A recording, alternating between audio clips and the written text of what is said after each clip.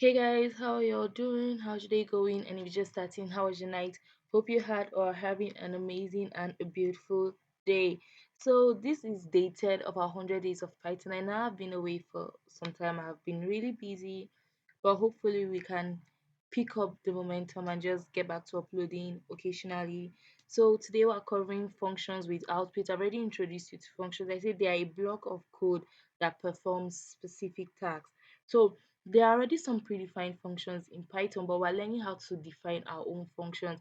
I told you if you wanted to define your function, it's very easy. You call the define function, that is the def function, then the name of what you want to call the function. Let's say we want to create a function for a calculator. Then we have our parentheses, which we can either call functions into the parentheses, or we can just have a function. We can call arguments in the parentheses, or just have a function that doesn't receive arguments, and then we can carry out an action with it. Let's say we want to print hello world, and once we have done this we can then save it. Sorry, I don't know, I forgot to do that. Okay. All right, we can then save it and run it.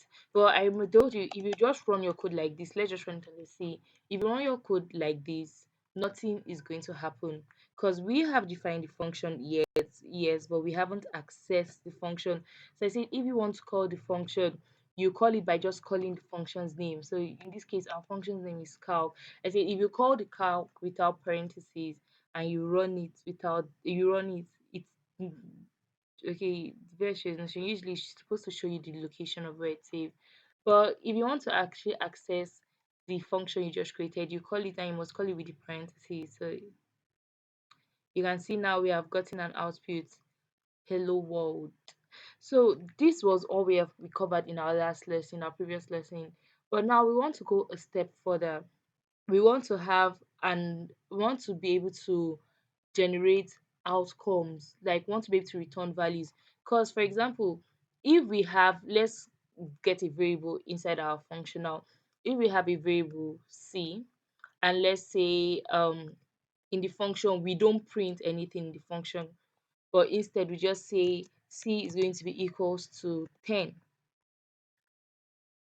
We can't do anything with this. Let's run our code. We can't do anything because any function that is called within, okay, I didn't call an argument here, sorry. So let's just say c is equals to plus equal to 10, and I need to give a value for c.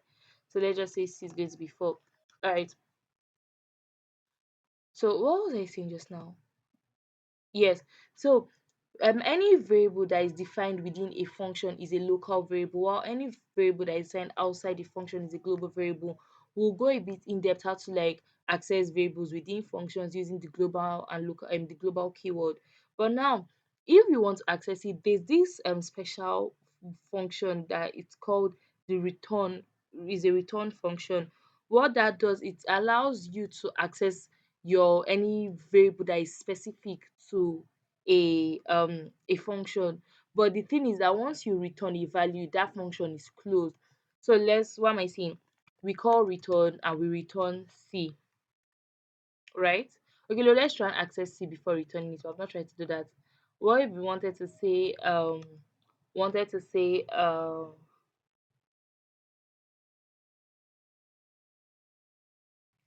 let's say we wanted to print the function. Since we're not printing it within the variable, we want to print it outside. So let's print calc, and let calc be equals to 3. So if we save this and run it, we should get none or something, like nothing should be returned. You see, we got none. But if I now make use of that return value and I say return c, if I run it, since c is now plus equals to 10 and we passed in 3 as c, is going to give us 13. Now what if we had multiple things we wanted to return? We can, let's say let's say we collected another variable from the user, let's say 4, sorry, let's say r. So we want to return both things. We can return c and we can return r, and let's take r into consideration now. Run it, so it should return both values. So now There are many other things we can do, like we can start accessing these values out and say, yeah, like we can save this into a variable. Let's get rid of this now. Let's assign this into a variable. Let's say p is going to be equals to calc3. Let me get rid of this. So p is going to be equals to this. We can now say print, maybe let's just do p plus 7, and let's save this and run it. So you can see now the variable, whatever you return, you are now able to access it outside of your function. Although, like I said earlier, once you return something from a function, you are that is like the ending of the function. It's like the full stop of that function. Now, what else do I want to cover here? So we've touched receiving. I think I had like an outline. So function with output, multiple return values, we've done that. So what are doc strings? So the way we spoke, remember we spoke about comments earlier, when you use hashtag to comment out certain sections. Think of docstring like, 'cause you can still make use of docstring within your Python command, but usually it's used to document what your function is for. So it's just one, two, three of these inverted comma, and within it you're now going to write like your little, oh, this function is just a comment, but more of a documentation. This function, what does this function do? This function increases the value by 10.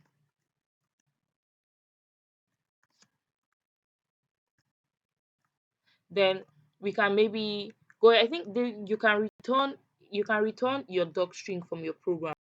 So we can do this by either returning the doc string function. I think we should be able to print it out outside here. So if, let's say, you just come here, we do um print, we call the name of the function we want to access the doc string from, dot, and this double underscore doce. There is a magic function. I keep forgetting what you call it, honestly. It should be a magic function. I don't know really. Well, once you call it, if you save it and you run it, um it should give us what we wrote within the doc string. So it's just kind of like a documentation for what your function is. So there's really nothing much to cover in it. um Print versus return. Okay, so I was talking of like how we can make use of print earlier on in the function. So the main difference between print is used to return um just standard output to the console. It's kind of like returning text to be displayed on your screen, while the return is used to kind of like send out values and variables that can be used within the program. So for example, when you print something, you're just displaying it on the user interface, you're displaying it for users to view. Why is this stuff stop charging? But when you print, yeah, when you return, you're saying, okay, take this local variable and use it outside of my function. I don't know if you understand. So that's basically the difference between print and return.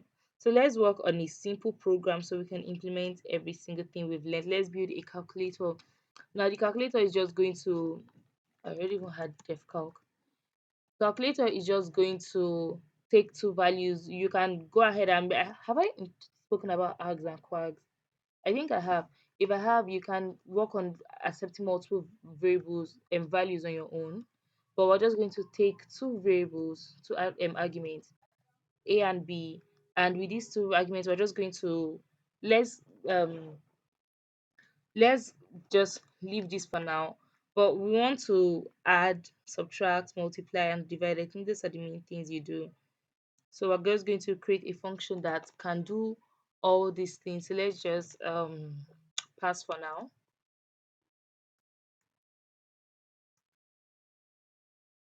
All right, so let's come to the first place.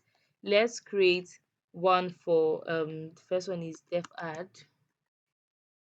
Still two arguments we're taking, a and b. Should I just copy and paste this stuff? Let me pass. Let me just copy and paste it for the rest of them. So we have add.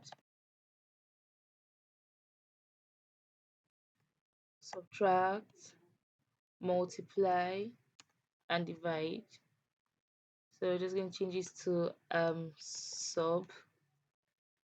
We just completely subtract, multiply, and divide. Okay, so now adding is very easy. So we're just going to return a plus b. So yes, when you're returning, you can return equations. It's going to return the answer to that. So instead of like calculating it then returning stress. So we can now do for the subtract, we're going to return a. Let's just assume they're going to place a as the um higher value. We're going to say a minus b. For multiply, we're going to return how do you multiply a times b. And finally for divide, my math is not matching. We're going to say return a divided by b. Okay, then we're going to come to this function here, and we're going to say let's have a string, and we're going to say, oh no, let's just return it. Okay, no, let's do this. We're going to say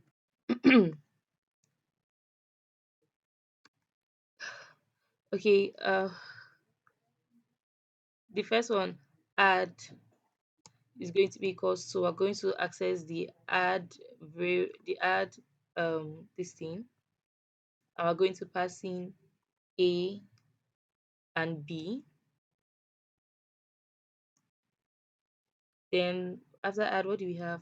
Add, subtract is going to be equals to subtract, is going to be a and b. So this one now is the individual variables we collected for calc.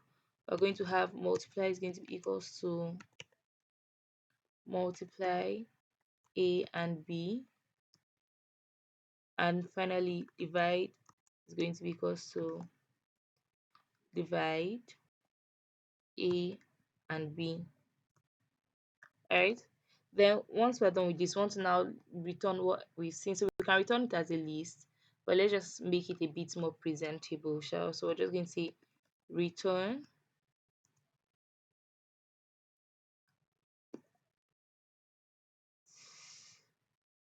like, let's place it into a string first. We're going to say r is going to be equals to, we want a formatted string. So we're going to say for, I'm trying to think of a creative way, for a, and if my English is not correct, you can find a way to set it up for yourself. For a and b as case studies,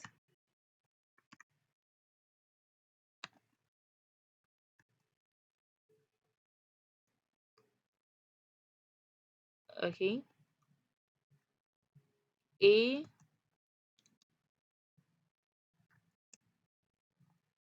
plus b is equals to,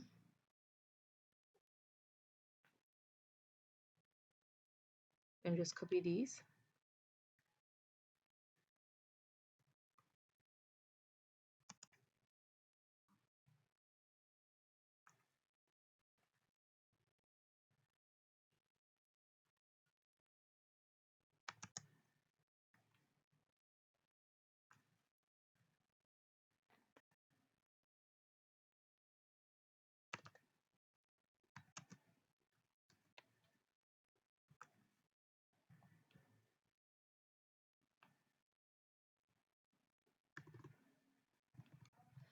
All right, then we can now return r.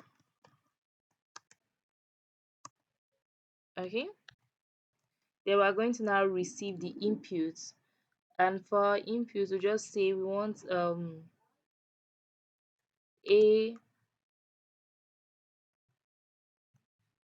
and b is going to be equals to, we want a float, we want to receive an input from the user. I want to say um enter your value here.